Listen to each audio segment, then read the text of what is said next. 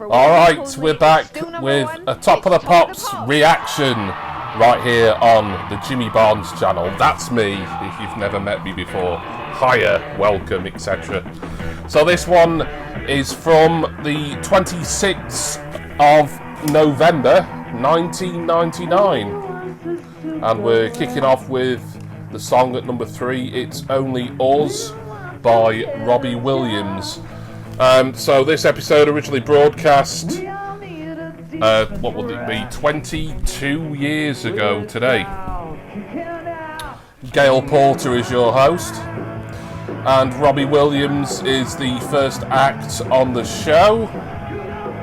And, sorry, my glasses are steaming up here, excuse me. I'm trying to think which album this will be off, of Robbie's. I think it'll be off his second album, which was... I've got it on mini disc and I can't remember. I always get mixed up because there's I've Been Expecting You and Life Through a Lens. I think Life Through a Lens was the first one, so this one should be off I've Been Expecting You. I say it every time, but there'll be some information running along that ticker bar there on the bottom of the screen.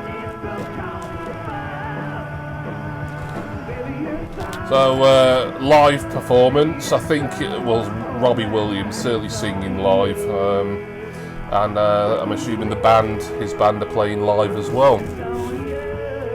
Sounds like it anyway.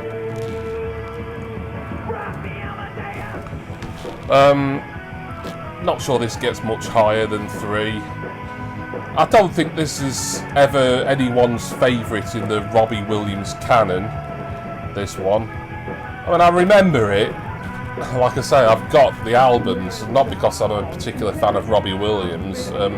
Bits of his stuff I quite like, but the majority of it I'm not keen on. I was just able to get all 3 of his albums on mini disc for a pretty good price. By the way, all my mini disc collecting videos, they'll be in a music collecting playlist that is easily found on my channel. And of course, while I'm talking about playlists here, make sure particularly if you're new to this series of Top of the Pops reactions, and I've been doing this now for over 2 years, I think. But if you're new to this series, then I've got loads of these Top of the Pops reactions from the 70s, the 80s, the 90s, and of course the noughties as well. I just pick episodes at random, really. Go and check all those out in the Top of the Pops reactions playlist. So yeah, that was Robbie Williams, It's Only Us. It was alright. There'll be worse things on this show, I would have thought. With the other A side, that's it. Is that Cliff Richard sitting with her? TV performance in over 5 years. I do believe he can't fly. It's R. Oh God! Right, you spend all this time trying to avoid putting an episode of Top of the Pops on your YouTube channel that features Jimmy Savile, and then you don't realise that you've got one with R. Kelly. But there we are. I've started, so I'll finish. Yeah, R. Kelly. I mean. As of the time of me recording this, and I'm recording this well in advance, I don't think he's been incarcerated for anything, but this is If I Could Turn Back the Hands of Time. Was this from a movie soundtrack? I'm not sure.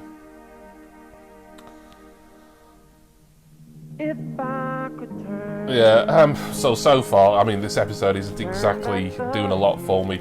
Robbie Williams was okay, Whitney Houston was just about okay, and this is, apart from the fact that it's R. Kelly, a dodgy geezer, I think it's been pretty much proven by numerous sources in recent years.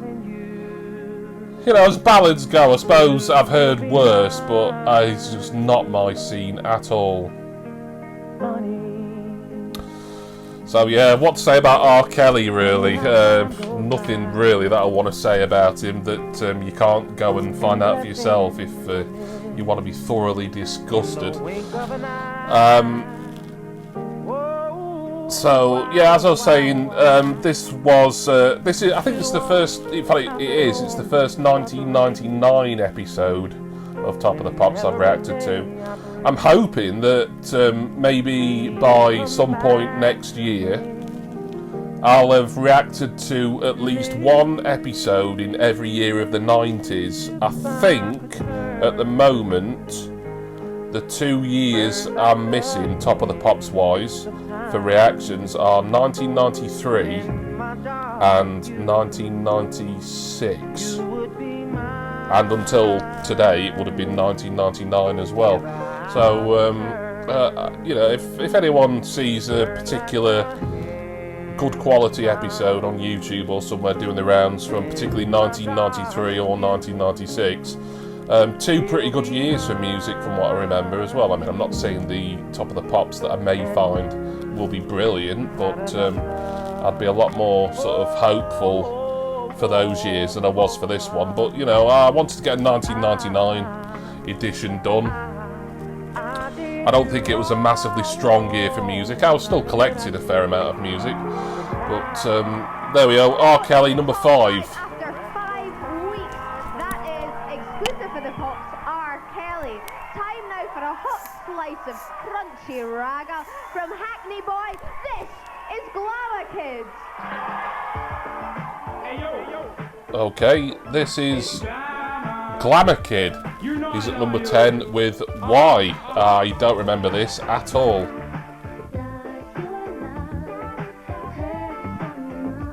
Oh, hang on though. The chorus is sounding a little bit familiar. I wonder if it's sampled from somewhere. This is alright, this. Just kind of took me by surprise because I was expecting I'd be, you know, reasonably familiar with pretty much everything on this episode, and this kind of caught me unawares. But yeah, this chorus bit, this female song bit, does sound familiar now.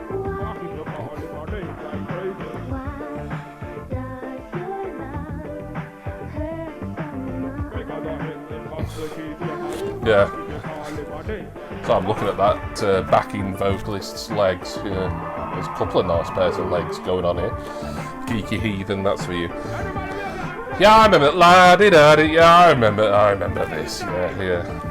So I can't really tell you anything about Glamour Kid. He's well, Gail Porter called him a ragga artist. I think dancehall would probably be more of the correct genre, but ragga, dancehall, they're all in that sort of offshoot of reggae, sort of, if you think about the music family tree, the genre tree.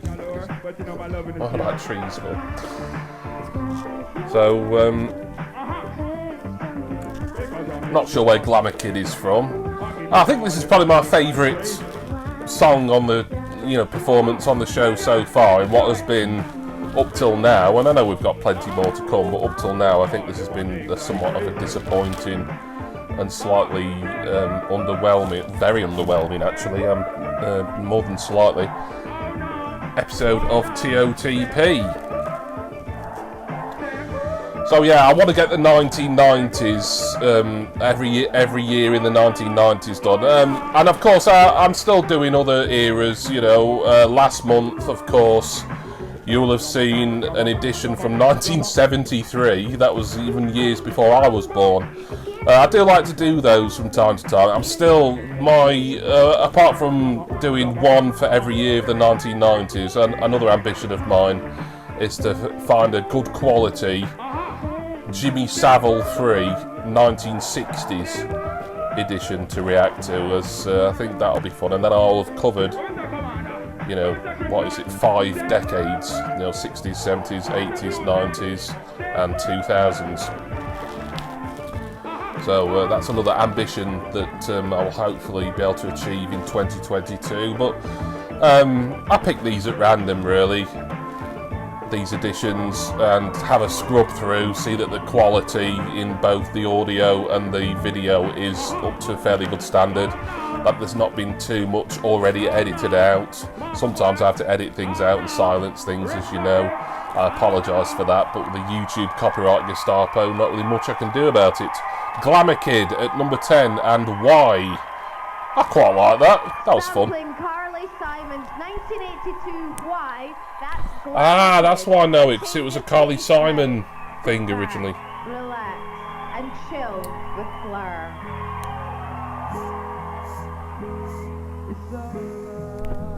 So here we have at number 14, No Distance Left to Run by Blur.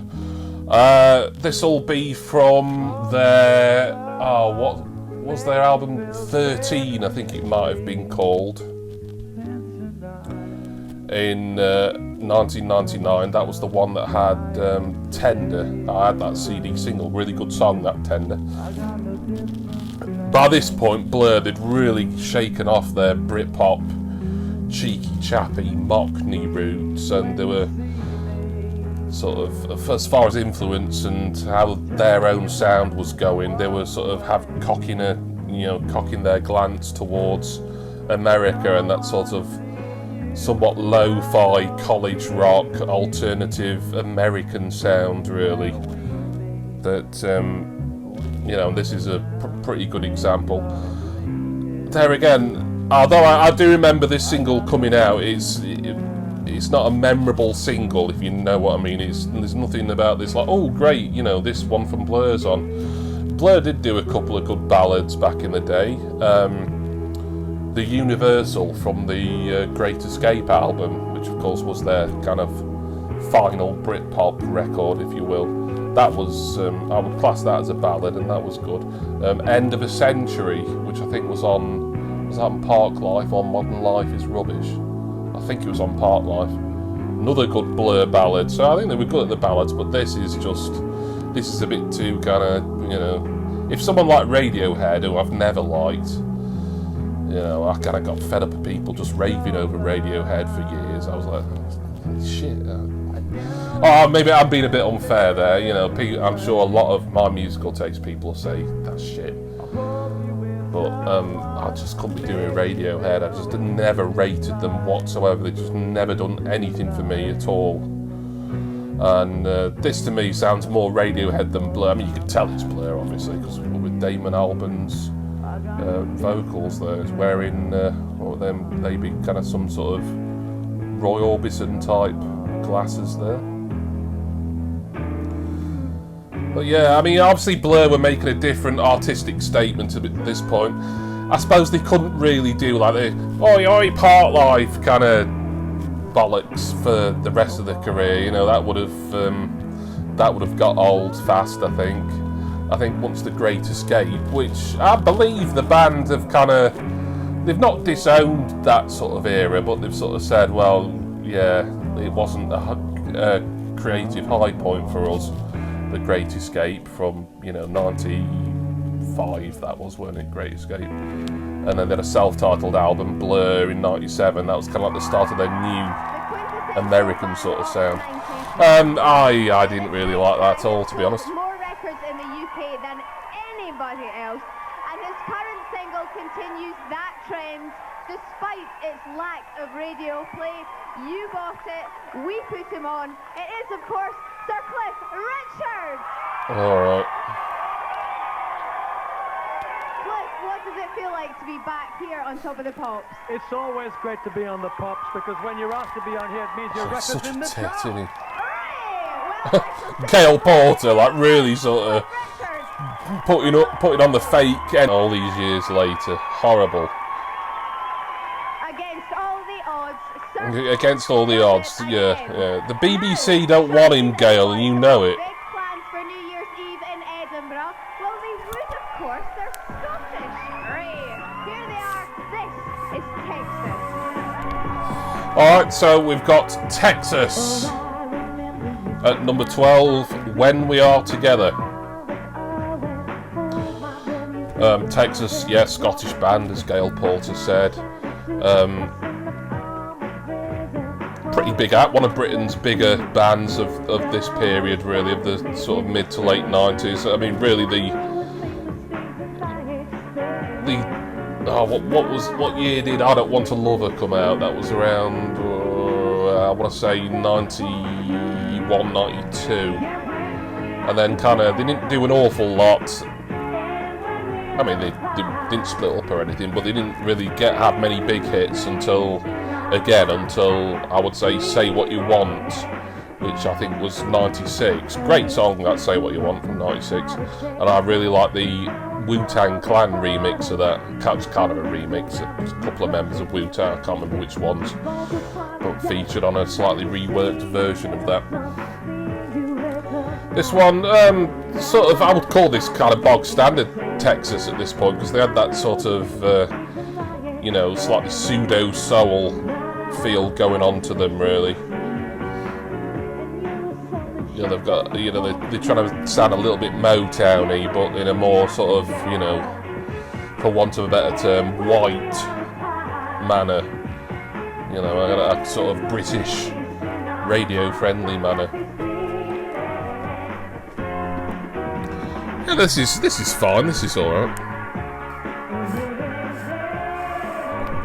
Sadly, nothing on this episode has really got me massively excited, but it is what it is. But I hope you're enjoying the Top of the Pops reaction from this date, November the 26th, did I say? 1999.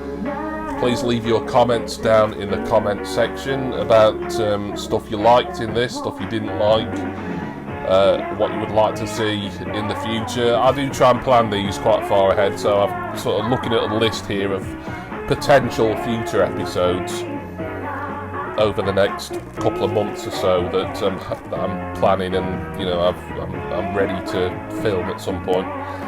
But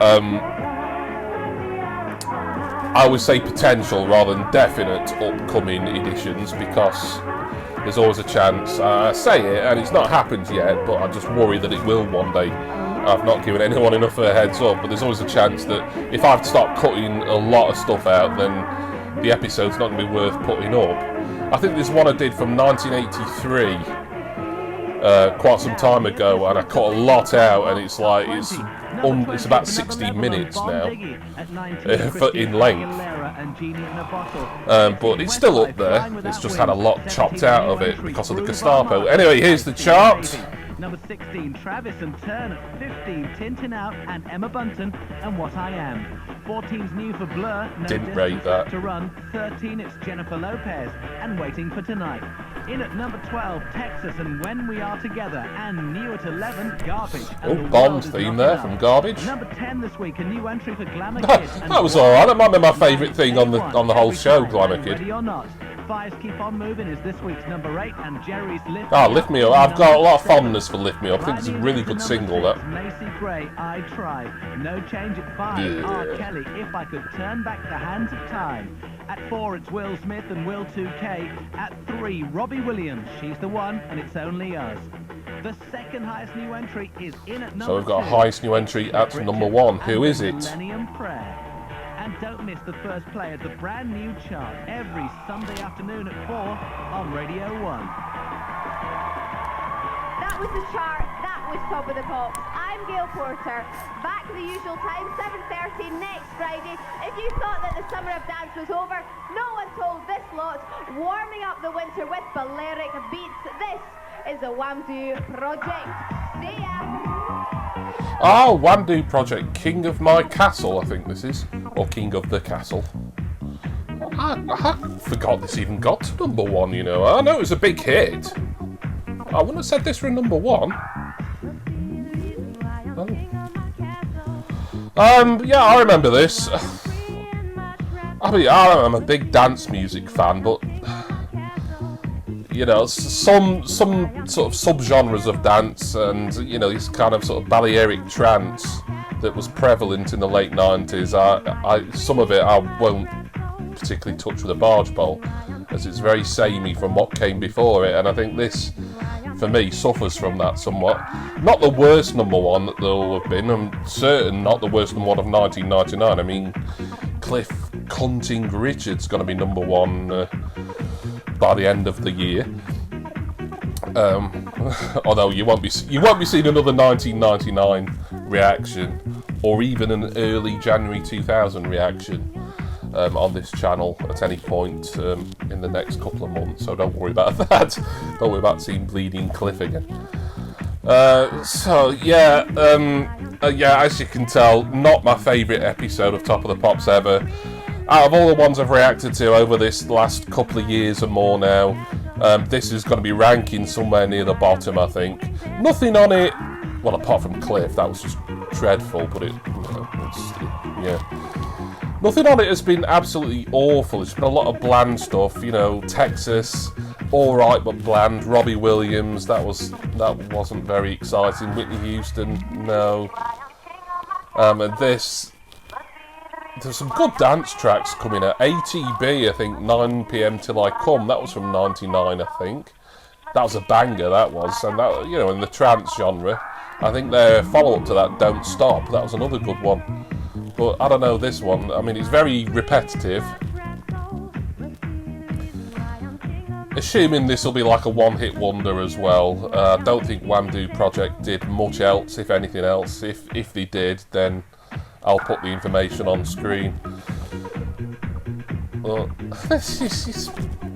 it's alright. I mean, I feel like I've said that about nearly everything on this. What's his face? Gripper Kid, not Gripper Kid, you know, the reggae guy, the dancehall guy at number 10.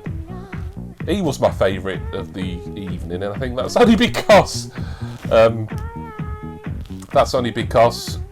it was a great sample, sort of a sample, or interpolation, maybe I should say, of earlier Carly Simon hit. Oh, unless we forget R. Kelly was on as well.